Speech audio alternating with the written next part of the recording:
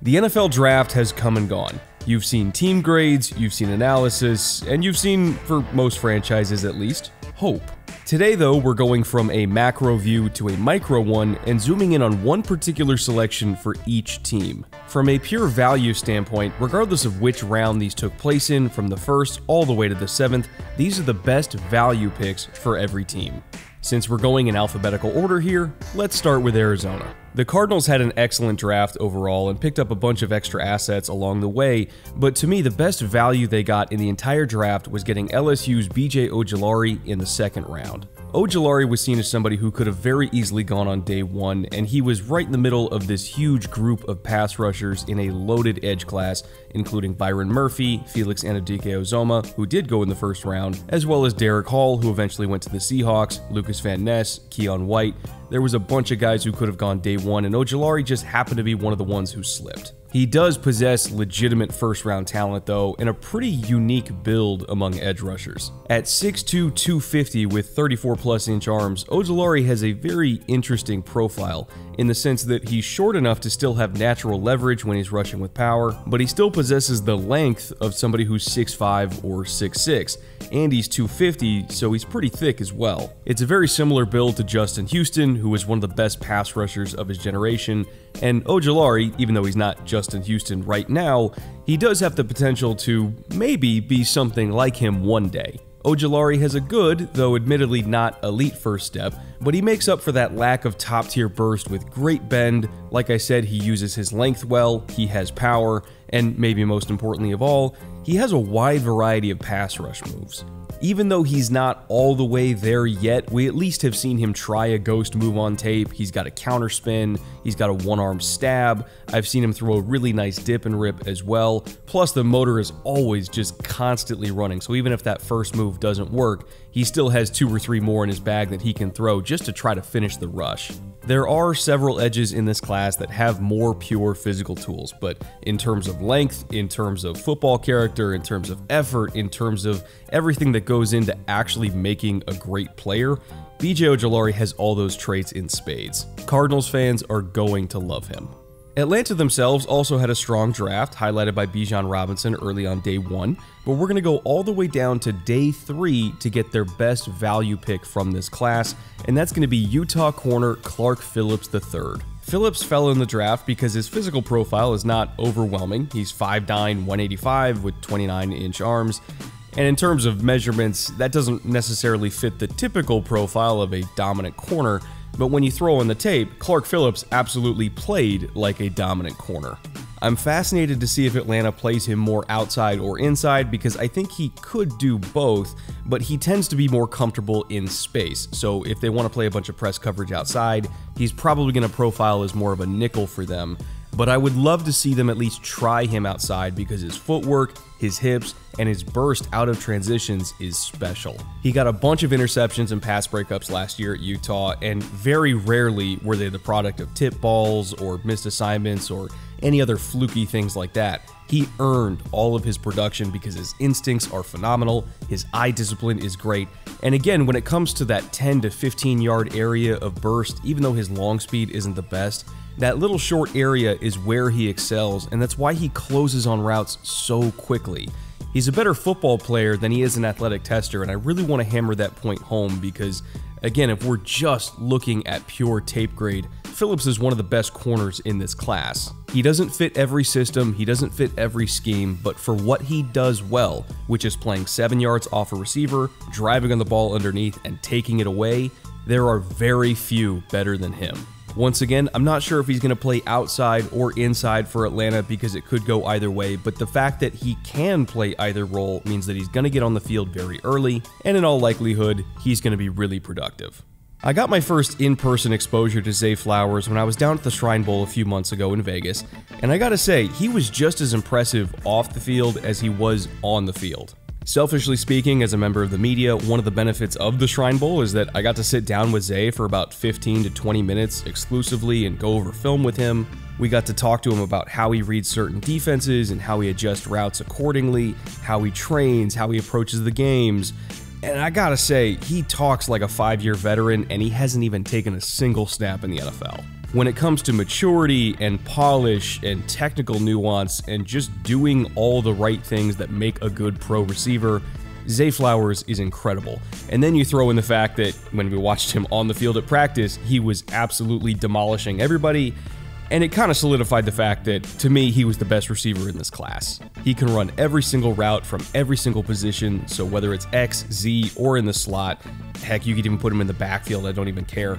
He can do anything from any spot, run any route to any level of the field, and I truly do mean that. He does have legit 4.4 speed, and I just don't really think he has many, if any, weaknesses. Obviously, he's not the biggest guy in the world because he had to gain 13 pounds to get up to 183 before the combine, but Tyler Lockett's made it work for a long time at virtually the exact same size, and it's never been a problem for him, so I don't really think it's going to be a problem for Flowers. I really do think he's going to step right into Baltimore on day one and not just be a fan favorite, but be a favorite of Lamar Jackson as well. And this is easily, I mean easily, the best receiving core the Ravens have had in over 10 years. And to be honest, it might be the best receiving core they've had ever. I'm still in a little bit of disbelief that Zay fell all the way to 22, but in typical Ravens fashion, they're going to get whatever value you give them in the first round, and they are very, very happy that he was available. Let's go back down to the third round when talking about my favorite value pick for the Buffalo Bills, and that's going to be Dorian Williams, the linebacker out of Tulane. In terms of size, Dorian probably won't blow you away. He's only about 6'1", 228, so he's relatively average by linebacker standards these days. But what is very much not average is Williams' ability in coverage. He's got legit mid 4.4 speed, and he really shows that off on tape. He gets a ton of depth in his zone drops, and he's one of the few linebackers in this class that can do what coaches refer to as the 3-up is 3 roll. I'm still not entirely sure why they call it that, but in terms of terminology and what that actually means, when you look at how defenses match up against trips looks from an offense or maybe a 4-strong look, and sometimes they'll put a wide receiver down at the number 3 spot in the slot, sometimes a linebacker will end up having to carry that wide receiver vertically.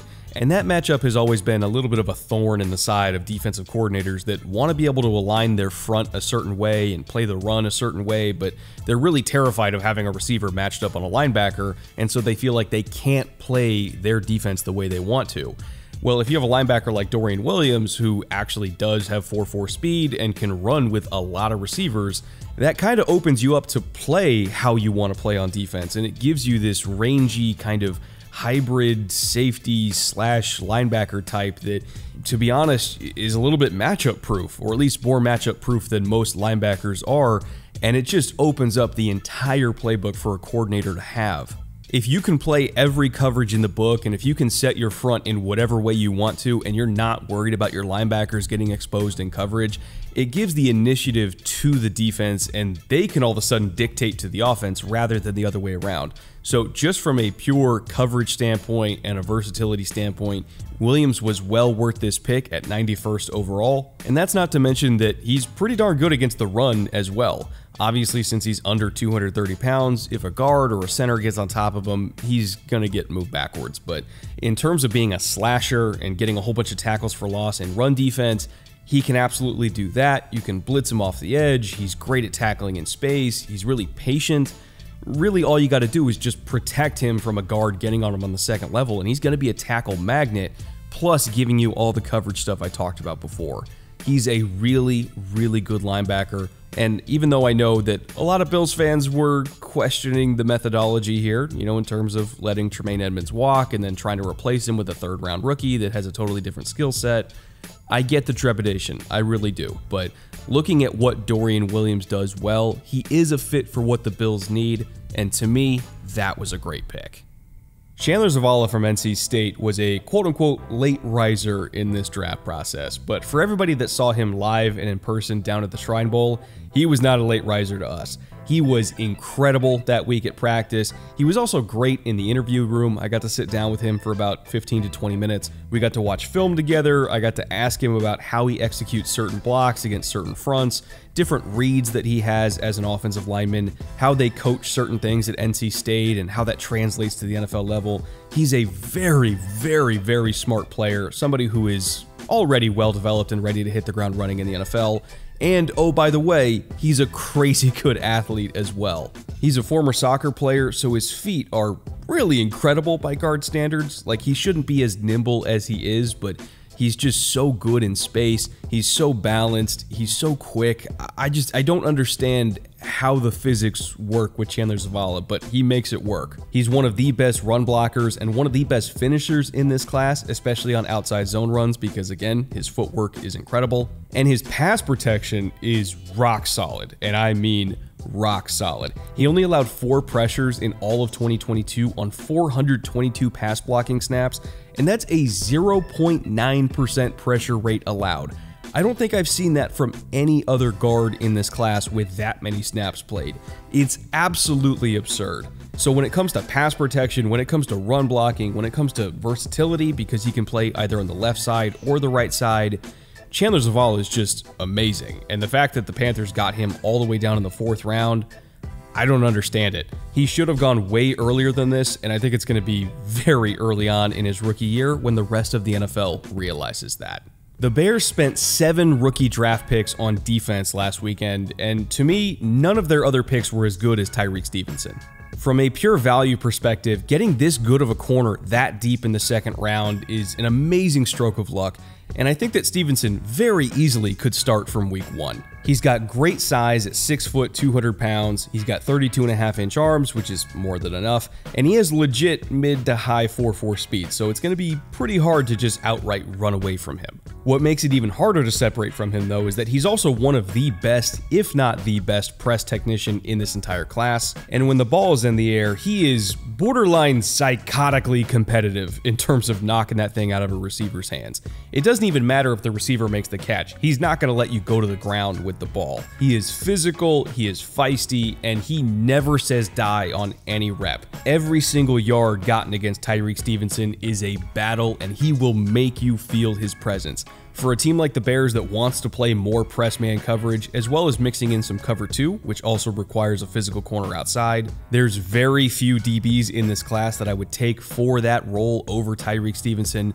and the fact that the Bears got him as late as they did was a phenomenal value. Between Stevenson, Kyler Gordon from last year, and Jalen Johnson from 2020, the Bears have now loaded up their secondary with very talented 2nd-round corners who fell for whatever reason, and all of them are going to be really, really good players. Look out for that Bears corner trio in 2023. It's going to be really hard to throw on Chicago. I know for a fact that there were several teams that had top 15 grades on Myles Murphy, so for the Bengals to get him all the way at 28 was really surprising to me. We're talking about a 6'5", 270-pound edge rusher with nearly 34-inch arms, and one of the best speed-to-power moves in this whole class. Murphy might not have elite bend, and he definitely doesn't have an elite first step, but in terms of his ability to shorten the corner with a really vicious long arm move and kind of just jolt that tackle back to make the angle a little bit more manageable for him to bend and flatten, he's got that play style down entirely, and to be honest, it's a really good fastball to have. There's a lot of great pass rushers in this league that make their living off of being able to convert speed to power and then, just having at least one inside counter that they can work with, and Myles Murphy has that. You're not going to see the same variety of pass rush moves that you would see with, say, Hassan Reddick. You're not going to see counter spins and cross chops and doing all these crazy nimble things that smaller edge rushers can do. That's not Murphy's game. But if you just want somebody who can physically dominate a tackle and crush the pocket and who has a really nice club move to finish around the edge, yeah, he can do that and do that a lot. This is a potentially double-digit sack pass rusher that the Bengals got late in the 1st round, and I could not be more excited to see what he does there in that rotation in Cincy. Lou Anarumo is going to adore him, not just on 3rd down, but on early downs too, because Murphy's one of the best run-defending edges in this class as well. This is a perfect fit in terms of skill set and the role that he's going to be playing, and I really do think that Myles Murphy is going to be somebody who I consider for my preseason Defensive Rookie of the Year vote. This is an extraordinarily talented class, and there will be a lot of competition, but man, I could not imagine a better landing spot for this kid, and I just can't wait to see what he does when he's in stripes.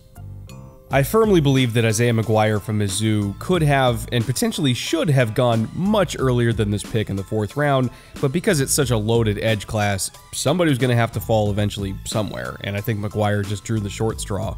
But he's a really, really good player that I got to very late in the draft process. I had already ordered and stacked about 45 edges that I had gone through previously, and then I got to McGuire and did 5 games of him the week before the draft and realized that he's better than most of them that I had already graded.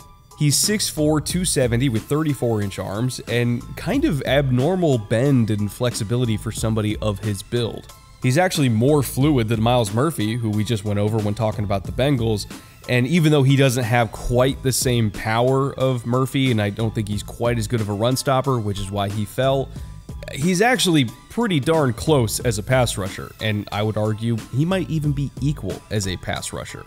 Again, it's a totally different style because he doesn't have the same speed to power of Murphy, but he does have the hips and footwork to throw a cross chop if he really wanted to. He can really dip the edge and throw a ghost move if he wanted to, and he has done that on tape. There's just more ways for him to win, in my opinion, even though his fastball isn't as devastatingly good. But this is a very well-rounded, very talented pass rusher that, you know, getting him 128 picks into the draft, that just shouldn't be possible, but that's the type of edge class this was. There were so many great ones that a starting caliber edge fell all the way to day 3, and the Browns are the benefactors of that. I don't know if McGuire's going to be starting in week 1, but I do think he's going to be starting sooner rather than later, and he should be a very, very productive young pass rusher for Cleveland. I really racked my brain on who to pick for the Cowboys because I loved their entire draft, even though maybe some Cowboys fans feel differently. But I really did love everything they did. In terms of who's going to be bringing the most impact on the field, though, and the value that brings to the defense, I really couldn't go with anybody other than Mazi Smith at 26th overall. In terms of the nose tackle archetype, or rather the modern nose tackle archetype, that's going to be somebody who plays anything from between head up on the guard to head up on the center. So we're talking about a G technique, a 2-eye, a nose shade, a cock nose, a straight zero, pretty much anything in that realm. Mazi Smith was the best at that type of role in this entire class. It does take a different type of skill set to play all those different techniques because not every straight up zero nose is going to be able to play head up on a guard and be able to do everything that you have to do from that spot. And a lot of guys that excel at the head up G technique or a 2-eye, if you put them at straight zero, they're not going to play well there either. So the fact that you have a guy in Mazi Smith who can play both of those techniques, it really gives you a whole new world of front versatility in Dallas.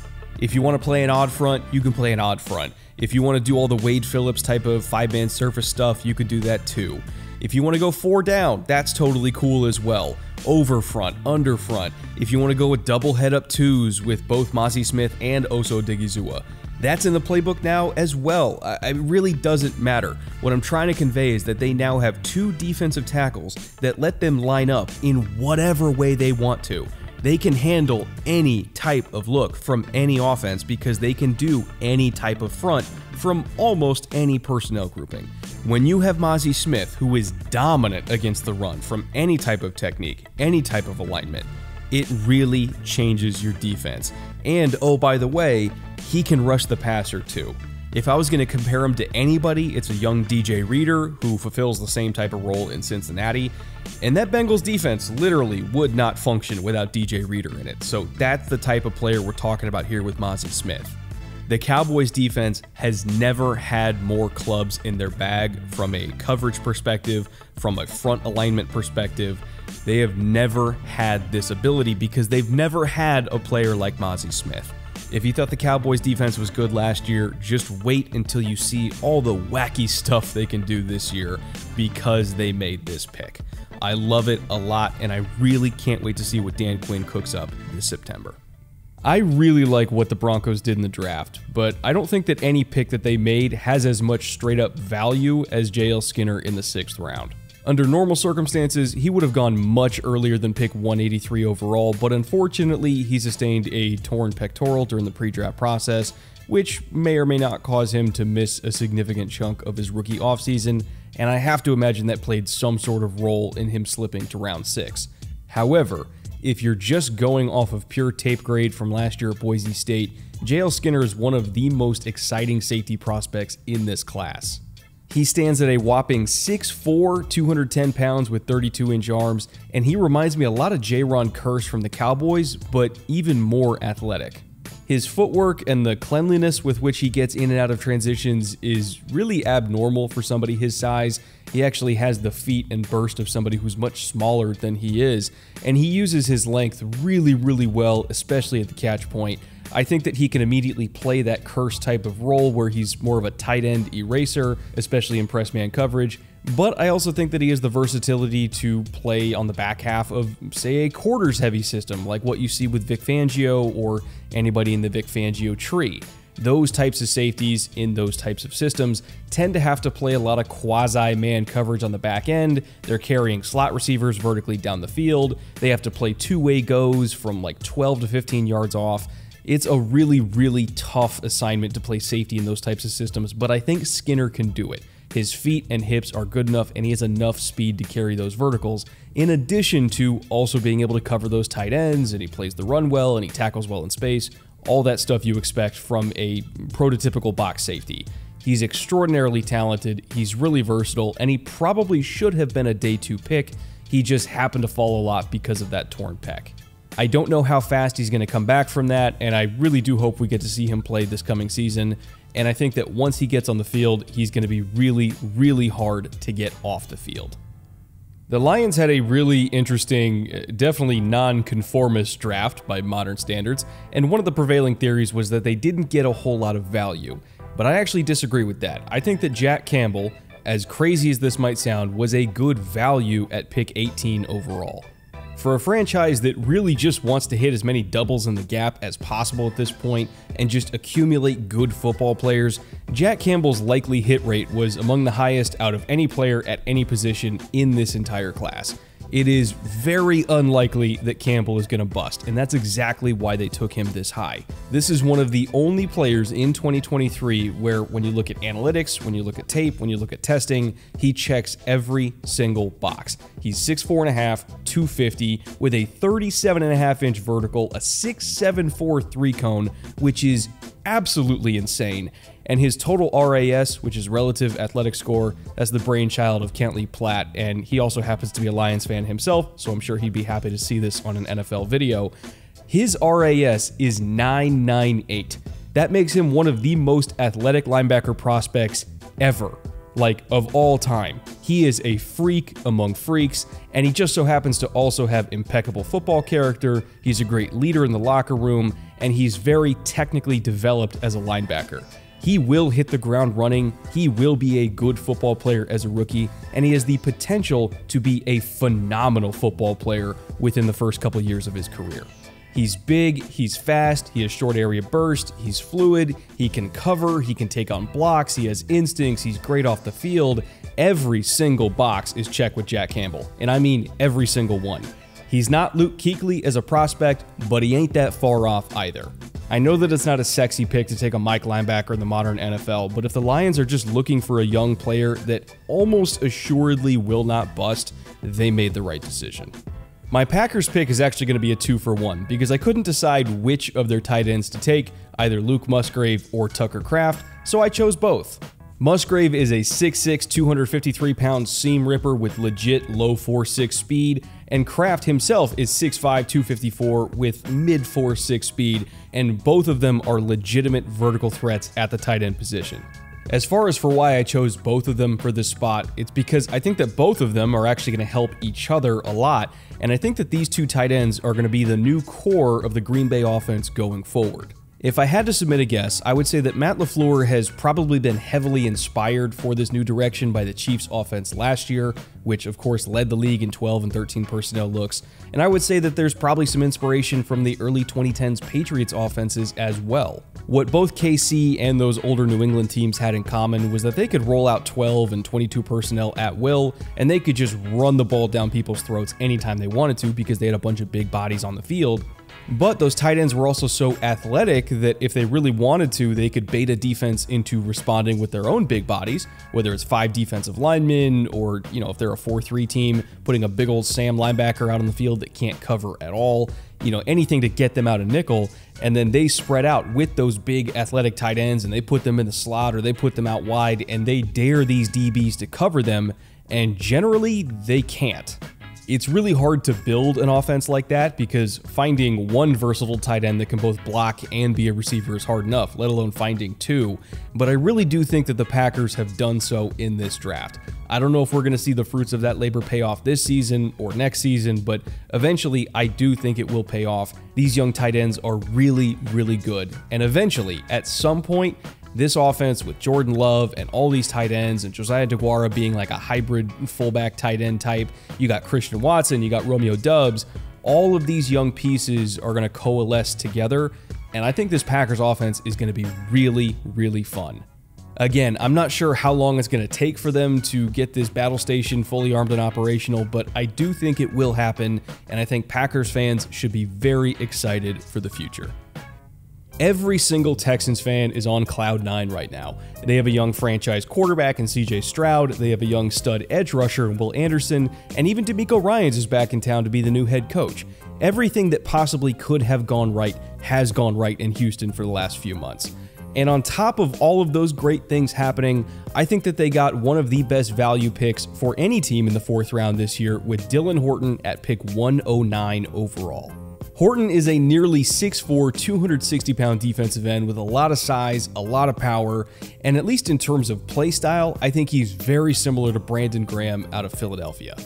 Obviously, he's 3 inches taller than Graham, so from a physical perspective, it's not quite the same thing, but in terms of how he plays the game and the role that he would fill, which is a strong side defensive end in a 4-down look that's playing either 6 technique or 5 technique for the most part, or somebody who could even play some 4-eye or even 3 technique on passing downs and just kind of float effortlessly between interior defensive line and edge setter.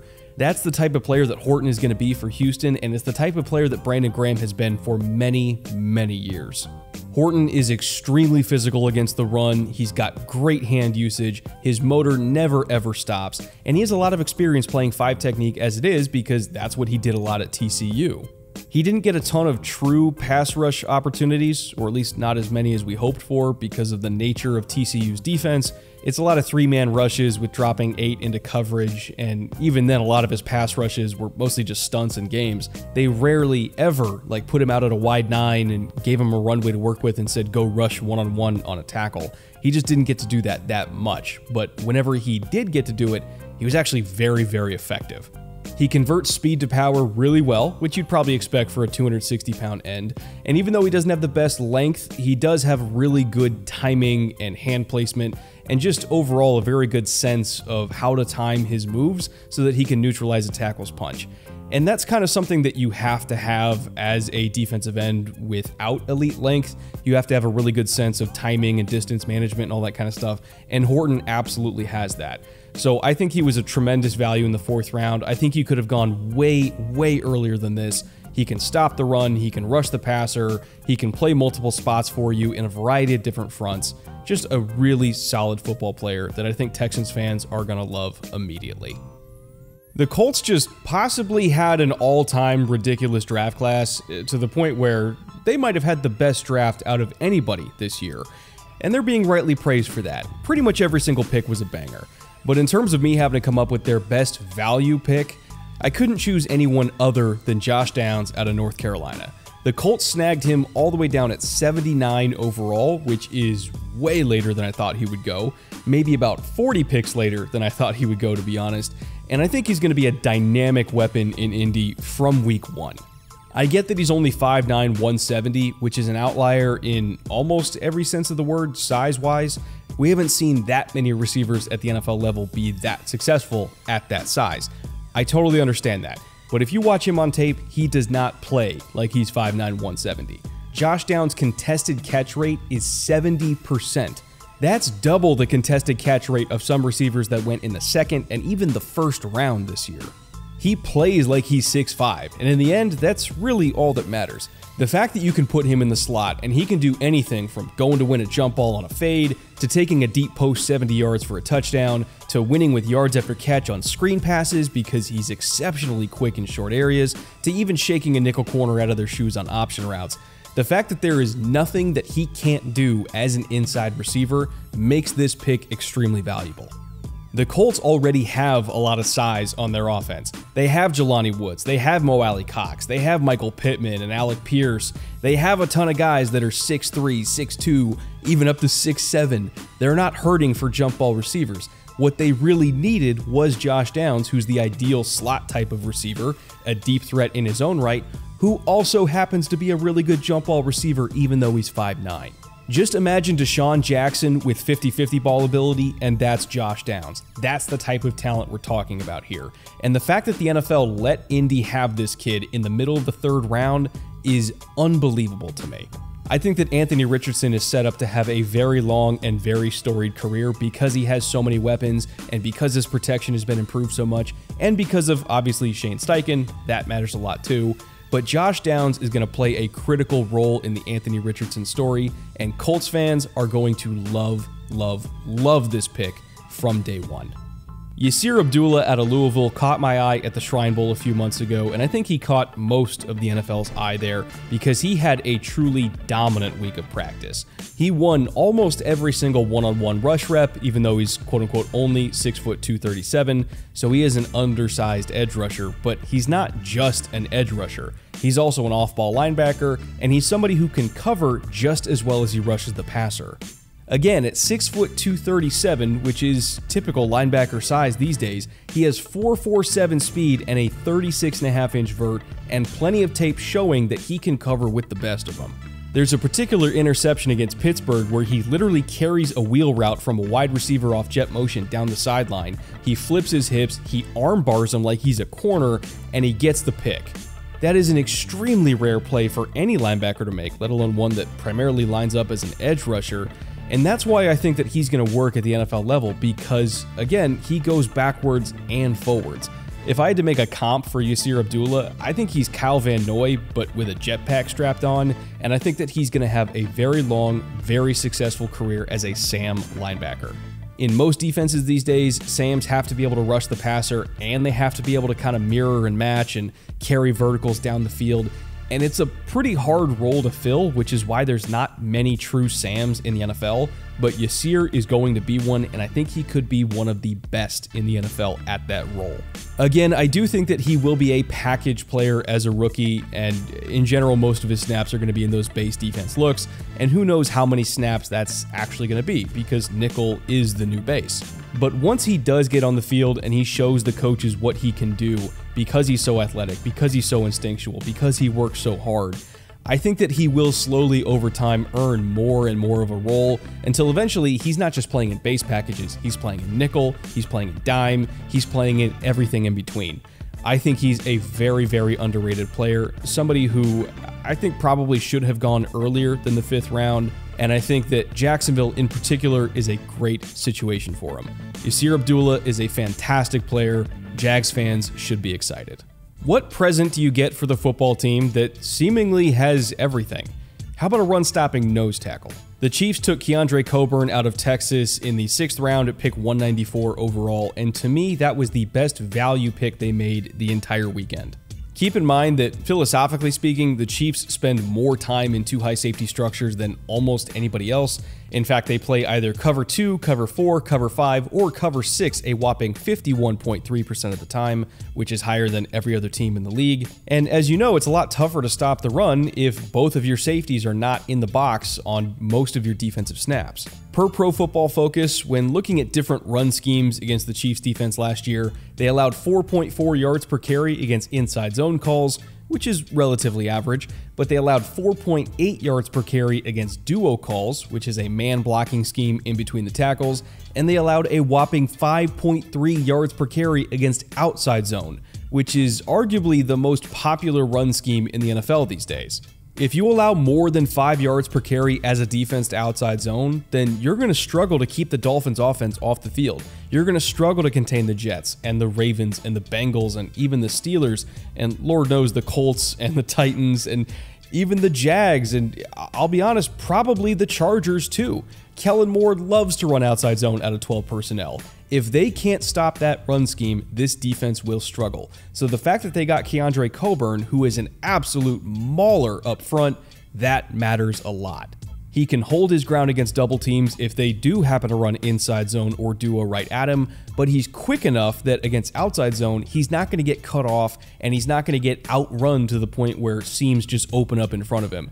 He has the speed and the quickness to shut down both A-gaps against outside zone, which means typically if a running back is going to be trying to cut it back against Kansas City now, they're going to have to cut all the way back, which means they're going straight through Felix Anudike-Uzomah, they're going through George Karlaftis, and they're going to have to go against Nick Bolton. This particular pick is going to do wonders for Kansas City's run defense, which was honestly one of their only weaknesses left as a defense. And if they can improve that, that means they can get teams off the field more often. And if they're getting teams off the field more often, that means they're giving Patrick Mahomes more possessions. And if Patrick Mahomes has more possessions, that means the Chiefs are probably going to win. So I guess what I'm trying to say is, Keondre Coburn might send the Chiefs back to the Super Bowl. Maybe. Potentially. You know what? Let's just pretend that he will. Speaking of Shrine Bowl alumni and Las Vegas in general, I have to imagine that the Raiders' top brass really liked what they saw from Aiden O'Connell whenever they made the 20-minute drive over to Shrine Bowl practice every day. And to be honest, I really liked what I saw too. In that very same week, I got to, once again, sit down with O'Connell for about 15 to 20 minutes and watch film with him, and I got to pick his brain and ask him questions about certain interceptions he threw, and also some really good throws that he made down the field as well. And I came away extraordinarily impressed with how smart, how humble, and how hard of a worker he is. He has the right temperament to be an NFL quarterback in the sense that he never gets too high and he never gets too low. He's always very calm and in control, and I don't think that the game is too fast for him. Obviously, he went this late in the draft because, physically speaking, he's nowhere near the top quarterbacks in this class. He's not as athletic as Anthony Richardson or Will Levis. He doesn't have the arm talent of CJ Stroud, and he doesn't have that kind of eyes in the back of his head type of sixth sense that Bryce Young does. But he's still a very, very solid quarterback prospect in his own right, and he's somebody who I legitimately think could start some games as a rookie, and he will look like he belongs. In terms of on-field playstyle comp, I liken him a lot to Kirk Cousins, who also was a fourth-round pick back in the day, and I do mean that positively, by the way. I think that Kirk has kind of an unfair reputation when he legitimately is a top 12 quarterback in the league right now, and I think that O'Connell plays very similarly to Kirk Cousins. Their aggression down the field will get both of them into trouble at times. I do not deny that. Aiden will get a little bit too much dip on his chip at times and throw some picks that make you wince, but you know what? He owns those. And when I talked through his picks with him and showed him the film and asked him what he saw, he was completely honest about it. And he was very forthcoming with the lessons that he learned and the mistakes that he doesn't want to repeat in the pros. He's very mature, and I love the aggression, even though, again, it will get him into trouble sometimes. But I do think that overall, that aggression is a positive because most of the best quarterbacks in the league are aggressive, and you can't win games without chunk plays, and he will at least try to get you chunk plays. Truth be told, I could have chosen almost any Raiders pick for this selection. I think they had a phenomenal draft. I'm a big fan of Tyree Wilson, by the way, and Michael Mayer. I could have gone with one of the bigger names, but I really wanted to highlight Aiden O'Connell from a value perspective because knowing the durability history of Jimmy Garoppolo, if he does get hurt, having a high-quality backup is of utmost importance for this Raiders franchise in order to have a real shot in the AFC, and I think that's what they got with Aiden O'Connell. He's young, but I believe in him, and who knows, we might actually get to see him start a significant number of games for the Raiders, and I'm thoroughly excited to see how he does. The Chargers just drafted their own version of Matt Milano, and that's going to be Deion Henley out of Washington State. Just like Matt Milano, he's a little bit undersized at about 6'1", 225, but he makes up for it with really good speed, quickness, agility, and of course, instincts. He consistently runs in the high 4.4 to low 5 area. He's got a 35-inch vert, and he has a really diverse background of skill sets when it comes to being a football player. He's a former quarterback, a former receiver, and a former punt and kick returner, and that overall athleticism really shows up on tape. Even though he's not going to be taking on guards and centers at the point of attack and doing typical Mike linebacker stuff, just like Matt Milano doesn't normally do that, of course. He does make up for it with the fact that he's really slippery, really instinctual, and his trigger is just so darn quick that he's very hard to beat to the edge. 15 years ago, you hardly ever used to see undersized but super instinctual linebackers in the NFL because coaches just didn't draft that prototype. But it's become a lot more normal these days, and it's really not that crazy to have a 6'1", 225-pound starting linebacker. In fact, I dare to say that that's almost average size these days. So when you factor in that Deion Henley is big enough for the position in the modern NFL, and he's exceptional in coverage, and he blitzes well, and he has great instincts, and he's super physical and a great tackler in space, it's hard not to love this pick. I'm not saying that he definitely will be Matt Milano 2.0, but if I had to pick any linebacker from this class to eventually, maybe, possibly be that, I think it's going to be Deion Henley. I could have chosen almost anyone from this Rams draft class because they had a phenomenal class overall. Steve Avila, Byron Young, Kobe Turner, Nick Hampton, Puka Nacua, Trey Tomlinson, Zach Evans, I mean the list goes on and on. They had an insanely good draft. And yet my favorite pick that they made the entire weekend was actually their last one. And this was the last pick in the entire draft, Desjuan Johnson from Toledo. He is yet another Shrine Bowl alum that I got to see live and in person down in Vegas, where he had a dominant week of practice in front of the entire NFL. And I'm actually very surprised that he ended up going this late in the draft because he's a 6'2", 285-pound hybrid defensive lineman that played both outside and inside. He didn't have the best testing numbers, but in terms of tape grade, he was one of the most versatile and also one of the flashiest defensive linemen in this entire draft class. Somebody who got really impressive tackles for loss and run stops and sacks every single week. And I understand that level of competition is a little bit different when you play at Toledo versus, say, in the SEC, but good tape is good tape, and Desjuan Johnson had some crazy good tape. He's got excellent lateral agility. He's really developed in terms of how he links his hands to his feet. So I would say that you don't have to teach him that much in terms of pass rush moves. He already really knows what he's doing. And the fact that he has experience rushing both from the edge and from the interior, that's a lot more valuable than you think because those are two very different skill sets. A lot of young defensive linemen can really struggle with distance management and footwork and, the different ways that you have to use your hands when you're rushing with a runway versus rushing on the interior where things happen a lot faster. And some guys just don't really know how to do both and they can only do one. Well, Desjuan Johnson can do both. You can line him up as a wide 9, as a 5 technique, as a 3 technique. Toledo even put him at nose tackle just because they could. And he was really, really good at every single spot. Plus, he has impeccable football character. The coaches rave about him. There's just a lot to love with Desjuan Johnson. Again, I know that he's not an elite tester and the pro day numbers weren't super impressive, but you kind of just have to trust the tape over the numbers here, and the tape says that DJ is a very, very good football player. I was genuinely really surprised that Cam Smith fell all the way to the 51st overall pick, so he was the easy choice for me in terms of who the best value pick for the Dolphins was. He is extremely twitched up. His burst out of transitions is special. He's got very well coached footwork. He's got loose hips. And in terms of being a smooth mover in space, there's very few guys in this class that I would take over Cam Smith. The Dolphins already have a who's who of bigger press man corners on the roster, even though obviously they can do other stuff too. But if we're being honest, Xavier Howard and Jalen Ramsey are at their best when they're playing press man. When you factor in that Kader Kohou, I think, is more natural in the slot, really the only thing that I think the Dolphins were missing was a space player outside. And by that, what I mean is when this Fangio defense goes up against trips looks or anything in the realm of 3x1, meaning 3 receivers on one side and 1 receiver on the backside, typically going to be an X receiver, I think the only thing they didn't have, because they already have Xavier Howard to play the backside X, they have Jalen Ramsey in the near slot because he's also really good against the run, and that near slot is going to have to be involved in the run game. You got Kader Kohou matching over the number 2. They really needed an off corner, like say Cam Smith, to play the number 1 to the passing strength. A lot of Vic Fangio coverages in those scenarios require somebody who can T-step and drive on routes underneath, in addition to having the speed to flip their hips and run with a go route down the boundary, or if they're zoning off and playing all the match zone coverage stuff, they got to be able to split 2 routes vertically down the sideline and be able to play both of them at once. And there's not a lot of corners in this class that I think can do that. Cam Smith, though, can do all of those things. Again, Cam Smith would not be the cup of tea for everybody because I don't necessarily think he's big or physical enough to survive as a press man coverage corner, but luckily Miami has a bunch of those already. They don't need him to do that. They need him to play in space and be explosive and have good ball skills and not miss tackles and do all the stuff that Cam Smith does best. So I absolutely love this pick for them. I think it's a perfect system fit.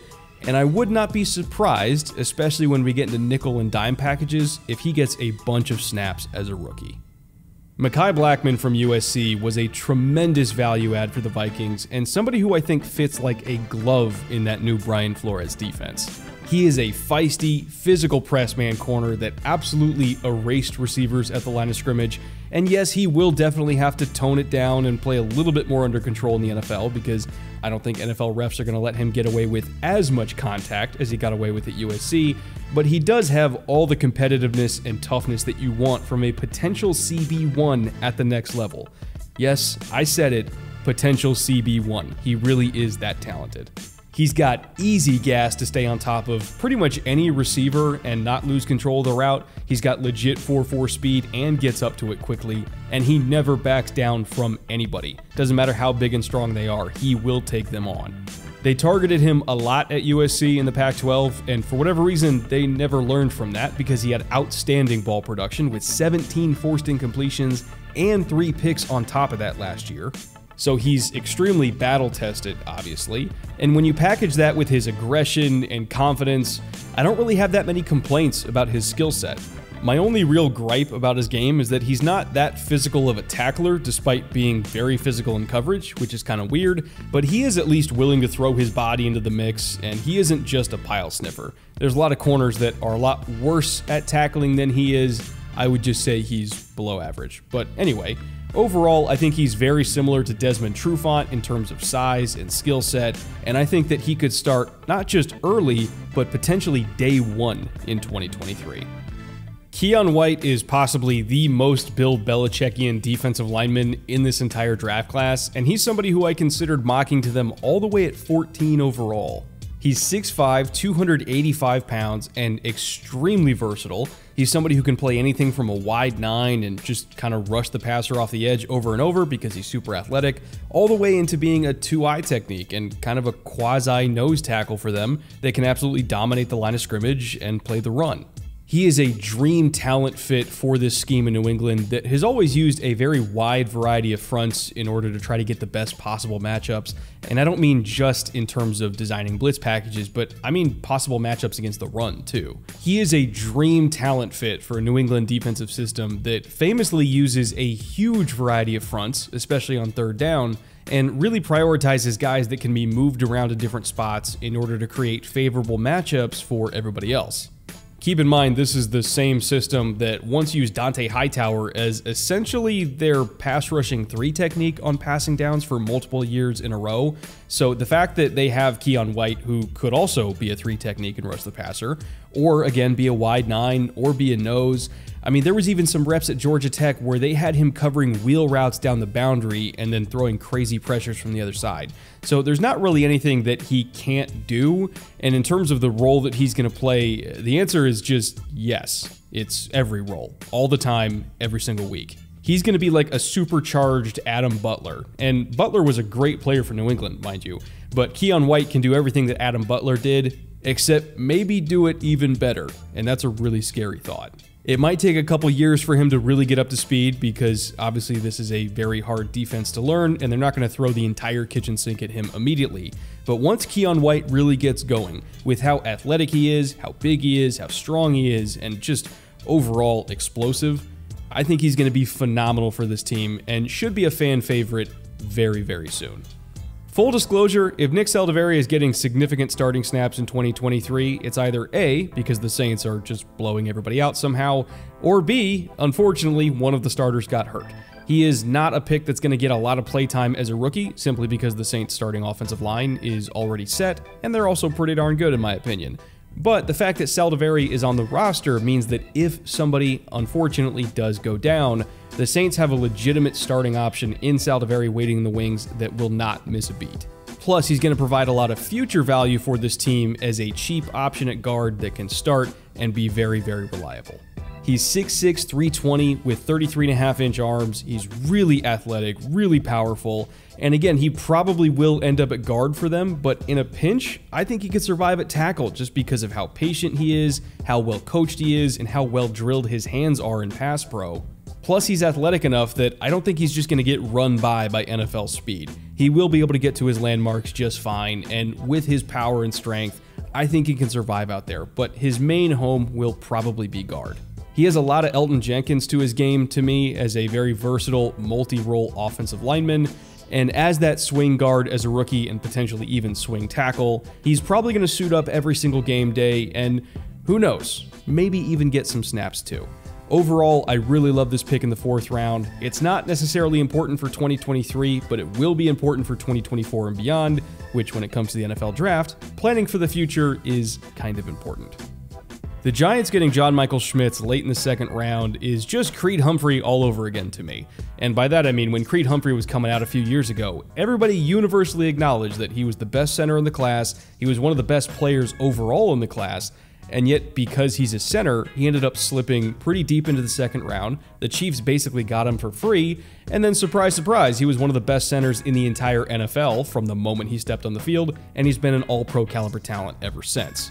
JMS is the exact same way. He is immediately going to start in New York, I have no doubts about that, and he's probably going to be a Pro Bowl caliber center the second he steps on the field.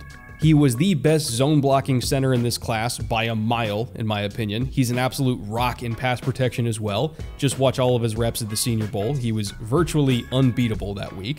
And I just think the NFL overthought this one. Straight up, they completely overthought it. He was a great player who somehow fell, and I just don't get it. I mean, to throw some numbers behind this, he only allowed 24 pressures in the last 3 years combined, averaging just 8 pressures allowed per season, and on average, he only allowed a sack per year. And that's in the Big Ten, where virtually every defensive line you face is going to be loaded with NFL talent.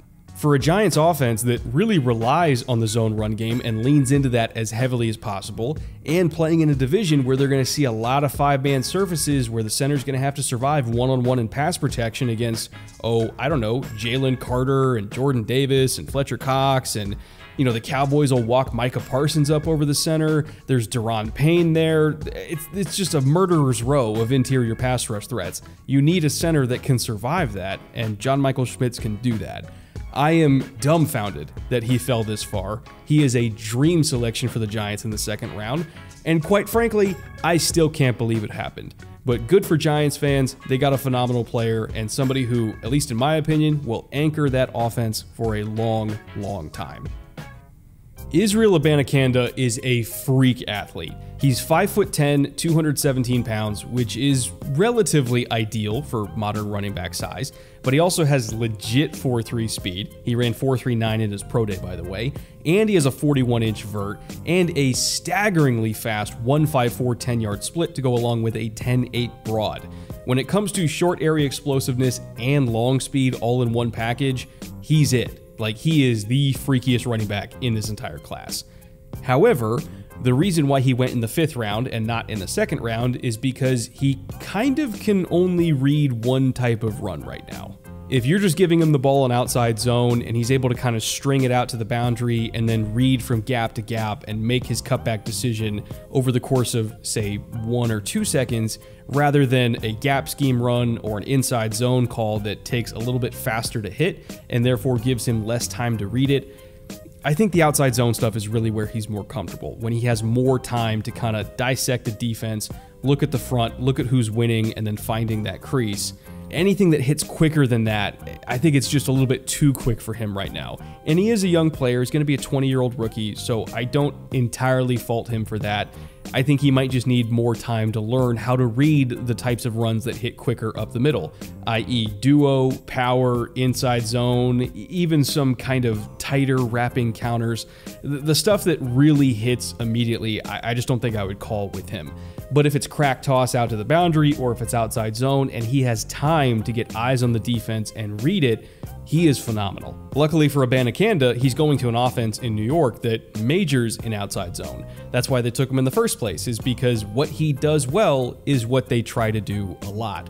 I think he's going to be a natural backup for Breece Hall as well as Michael Carter there, while he kind of, develops and learns how to diversify his game. And I also think he's going to take a little bit more time to come along as a receiver as well. Not that he can't catch the ball, and not that he isn't super dangerous after the catch, which he is. More so, they just didn't use him as a receiver that much at Pitt, so it might take him a little while to come along in that regard as well. Overall, though, the potential is sky high. He's an incredible athlete, and at least for now, if they're just calling outside zone or crack toss with him, he's probably going to pay that off with some really, really big chunk gains. And then maybe by 2024 or 2025, if he's a little bit more ready to play, maybe he gets more involved with other types of runs by then. But for now, I love this value in the 5th round. He's got tons of potential, and I do think that he has a chance to reach it. I am absolutely fascinated to see what the Eagles do with Sidney Brown, because he can play pretty much any role they want him to.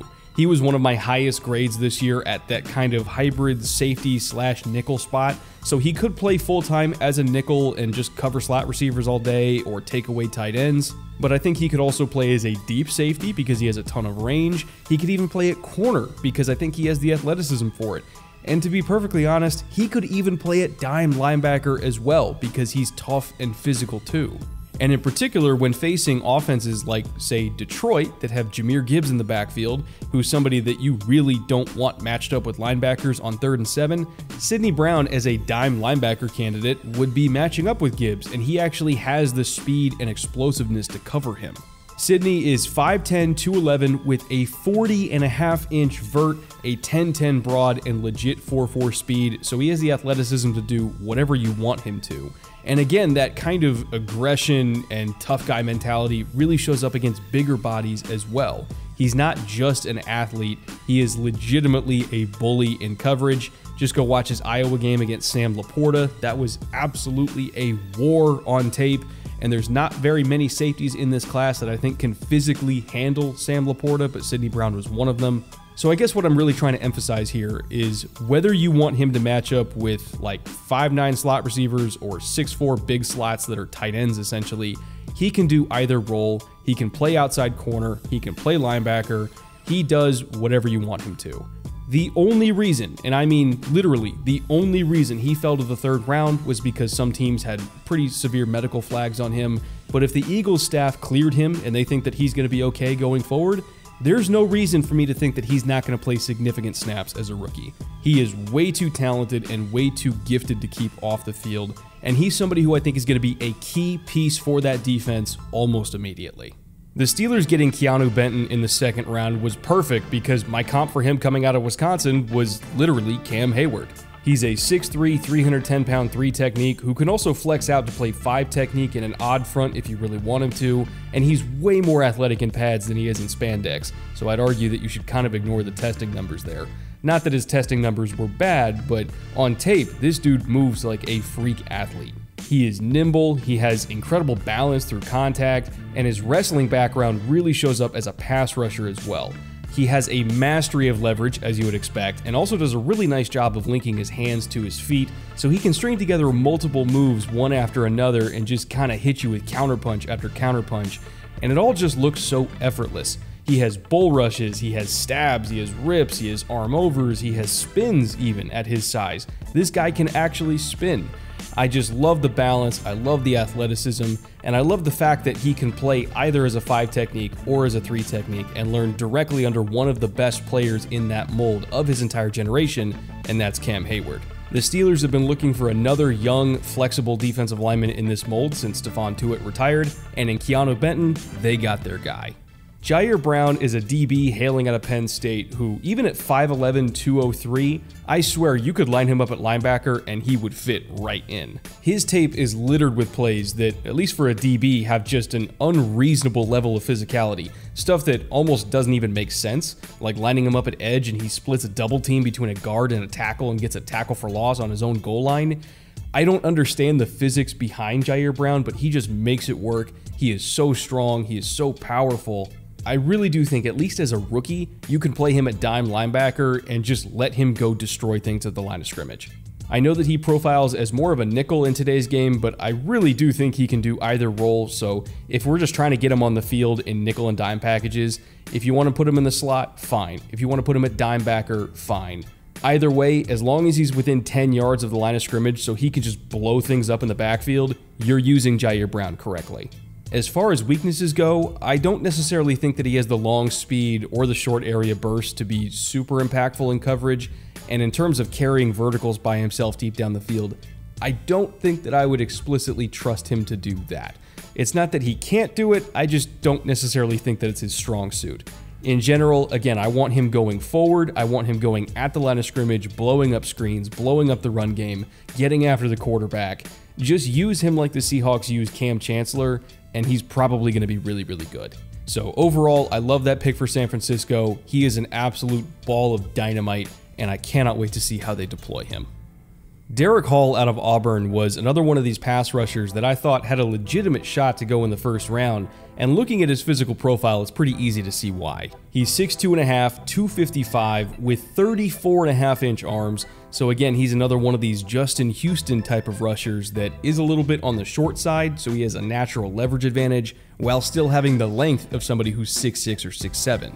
That combination is very, very difficult for offensive tackles to handle because the target area for them to punch is a lot smaller when they're that low to the ground, but they also have to deal with the length that gets into their chest first, so especially taller tackles that are 6'5", 6'6", they kind of tend to get run over by people of this profile because they don't have the length to reach them and they don't have a leverage advantage, and all the power is going straight into their chest, and there's just not a whole lot they can do about it. Derek Hall was incredible in the SEC at kind of abusing that natural advantage that he has, and very few tackles can handle his power. Not to mention, he still has the burst and bend to win around the edge too. He's not just a one-trick pony. His hips are not quite the same as a few of the pass rushers that went in front of him, but when you factor in that he does have length and power and just a motor that never quits, my overall grade on him was fairly equivalent to most of the pass rushers that went in the first round. So I think Derek Hall in general was a tremendous value for the Seahawks. I think they got a first-round caliber pass rusher in the second round, and I think that he's going to fit into that now very potent Seattle Seahawks pass rush rotation and likely be pretty productive even as a rookie. I truly don't think that Yaya Diaby out of Louisville knows how good he actually is. He's a 6'3", 265-pound behemoth with a 37-inch vert. Let that sit with you for a second. That much weight is getting 37 inches in the air. He also ran 4.56, and he got 7.5 sacks last year, primarily being lined up as a 4-eye in that Louisville defense, meaning he's lined up on the inside shoulder of the offensive tackle. That is not an advantageous position to pass rush, and it's really hard to get sacks from that spot, and he still got 7.5. That is outrageous.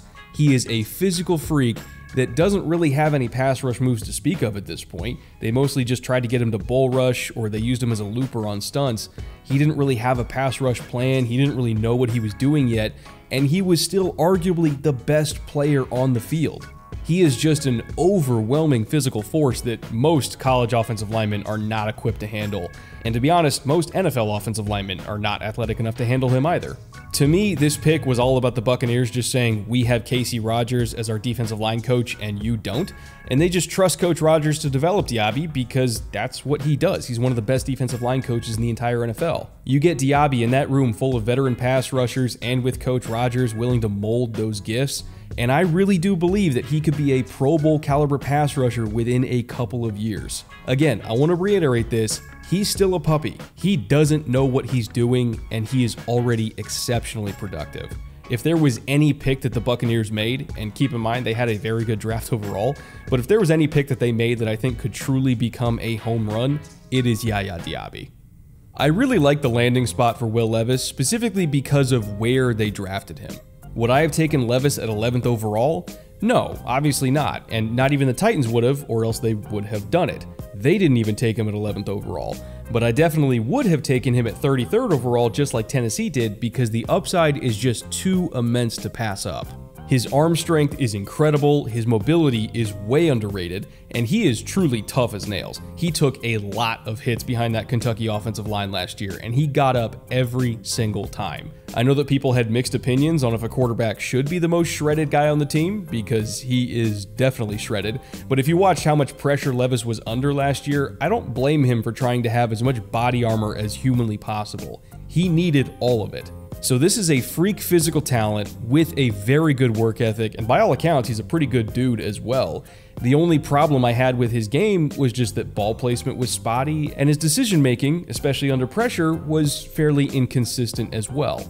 The flashes were there, don't get me wrong, and when he did put everything together for a few magical plays a game, it was amazing. Like, it looked like first overall pick type of stuff. It was just very inconsistent, hence why he fell to 33rd. I don't think that Levis is ready to play right now, but with a year on the bench behind both Tannehill and maybe even behind Malik Willis as well, I do think that Levis will get some time to develop with little to no pressure, and that's what is best for him and his career. There's a lot of quarterbacks that have gone in the second and third round and gone on to have amazing careers specifically because they didn't have immediate pressure to start. And if there was any quarterback in this class that I think really could benefit and become a better player because of being afforded the opportunity to sit, I think it's going to be Will Levis. The potential is huge. I mean, truly franchise-changing potential. And for the Titans to get that lotto ticket, not in the first round, but in the second round, that is amazing value to me. And if this pays off, which I'm not ruling it out, I actually think there's a pretty decent chance this pays off for all parties involved, this is going to change the fortunes of the Titans for the next 15 years. I do want to stress this. I'm not guaranteeing that it will pay off. Nobody can say that for sure, but if there was any place that if I was Will Levis's family, I would wish him to go to in order to have the best chance to be successful, it would be Tennessee. Ricky Stromberg was a top 4 center in this class to me, and every single defensive tackle in the SEC is very happy that he's gone because he relentlessly bullied them every single Saturday. Stromberg has unmitigated power and core strength. He has really refined technique, especially in the run game, and he has a fantastic football IQ. Whether he's blowing people off the line of scrimmage on inside zone run calls, or he's handling protection changes at the line of scrimmage, or he's effortlessly passing off stunts in games, he can do it all. Other than just not being the most laterally agile or the fastest offensive lineman when trying to track down guys in space, there's not really that many weaknesses to point to in Stromberg's game. Also, fun fact, this is just a little side story that Stromberg told me when we were watching film together at the Shrine Bowl and I was interviewing him and just kind of getting his thoughts on calling protections. When they went to Georgia on the road in 2021, they didn't have a silent count at Arkansas. It literally didn't exist. It was so loud and they couldn't hear anything, and so Stromberg and his quarterback had to come up with a silent count during a commercial break and just kind of figure it out live against Georgia. He had to march out there on the road against the best defense in the country, which had the 3 best defensive tackles in the country on the same defensive line. That's Jalen Carter, Jordan Davis, and Devontae Wyatt. Those were all first-round picks, folks. And he still only gave up 1 pressure against that entire defense. And fun fact, it was not against any of those defensive linemen. Stromberg is truly a pro's pro at center, and he reminds me so much of another former SEC center, Ben Jones, speaking of Georgia Bulldogs, and I think that he's going to have a similar career to Ben Jones.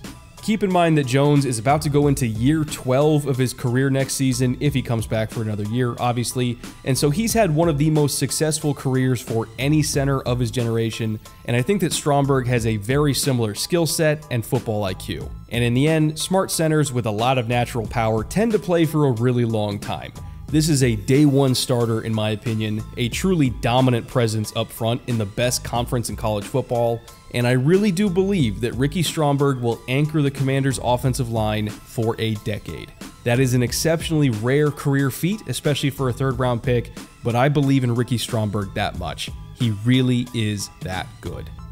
That'll wrap it up for this video. I hope you enjoyed all 32 of these best value picks for all 32 teams. If you have your own list of best value picks, please drop those in the comments below, or hit me up on Twitter @Brett Coleman. I'd love to hear what you guys have to say. Thank you for watching, and we'll see you soon.